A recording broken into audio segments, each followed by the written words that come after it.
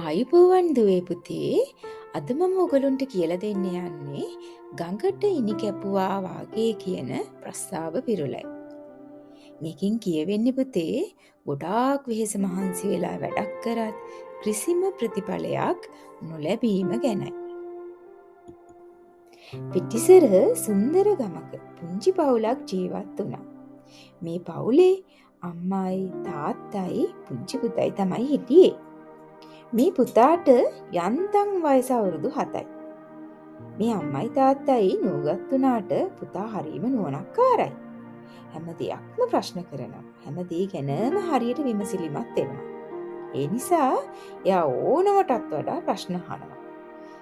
ඒක මේ අම්මටයි තාත්තටයි හරීම කරදරයක් වුණා.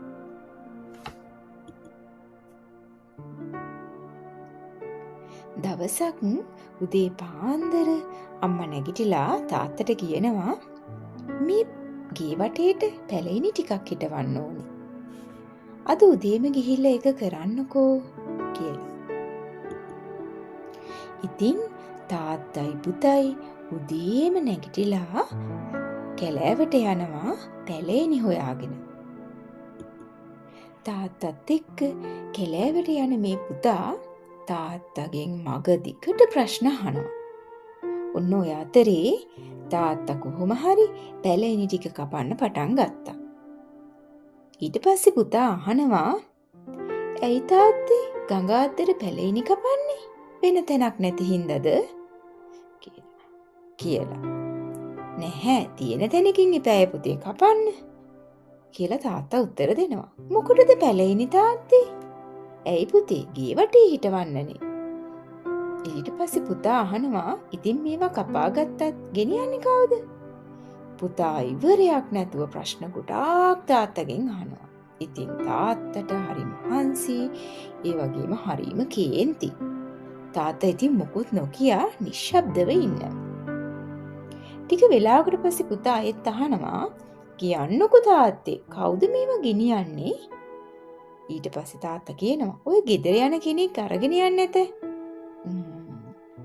ඊට පස්සේ පුතා ඒත් කියනවා "තාත්තේ ඒක නෙමෙයි, මේ ගඟ බලන්නකෝ. මේ ගඟේ වතුර ගලාගෙන යන හැටි හරි ලස්සනයි නේද? මේකේ මාළුවෝ ගොඩාක් ඉන්නවද තාත්තේ? තාත්තා මේකේ නාලා තියෙනවද? තාත්තේ මේ ගඟ කොහටද ගලාගෙන යන්නේ?" පුතා ප්‍රශ්න වැලක් තාත්තගෙන් අහනවා. තාත්තා මුකුත්ම නොකිය තමන්ගේ වැඩේ උහේ කරගෙන යනවා. "කියන්නකෝ තාත්තේ, කොහාටද මේ ගඟ ගලන්නේ?" කියලා පුතා ආයෙත් තාත්තගෙන් ප්‍රශ්න අහනවා.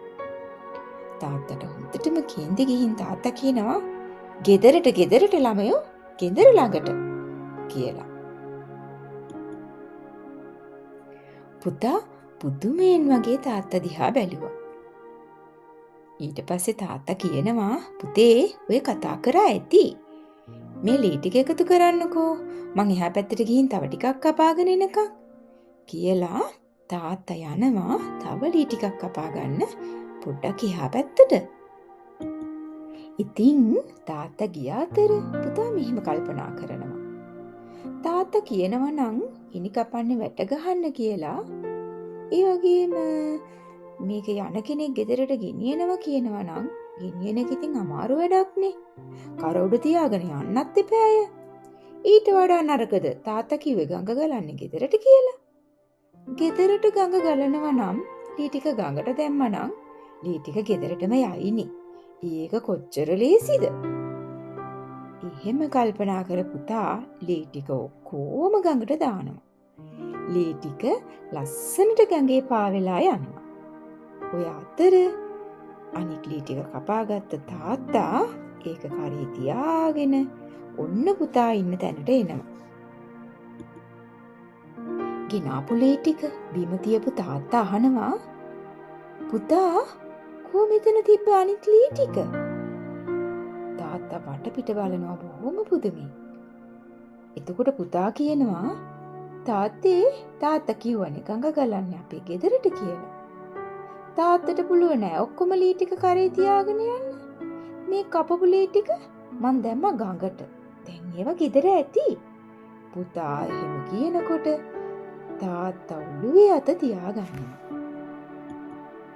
ඊට පස්සේ තාත්තා පුදුමයෙන් වගේ පුතා දිහා බලාගෙන ඉන්නවා.